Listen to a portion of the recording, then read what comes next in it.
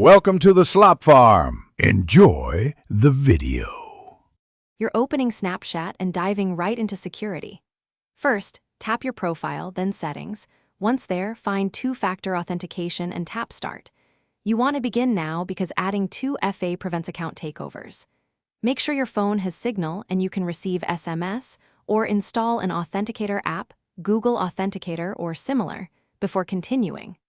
This initial step establishes the channel Snapchat will use to confirm it's you. Do it now so we can move to verification.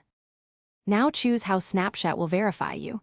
SMS is simple, but an Authenticator app is stronger, so prefer that if possible. If you pick an Auth app, open it and scan the on-screen QR code or manually type the 16-character key. Once the code appears, copy the 6-digit number back into Snapchat. If you chose SMS, Snapchat will text a code, type it in. Once Snapchat accepts the code, you've linked the method. Keep the app or number available for future logins. Finish by toggling two-factor authentication on and immediately test it. Log out and sign back in to ensure a code arrives. Make sure to save any backup codes Snapchat gives you, store them in a password manager or safe place, and add a recovery phone or email so you don't get locked out. Review trusted devices and remove anything unfamiliar.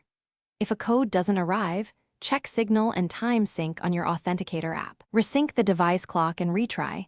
That fixes most issues. Thanks for watching. Consider subscribing if we helped you today.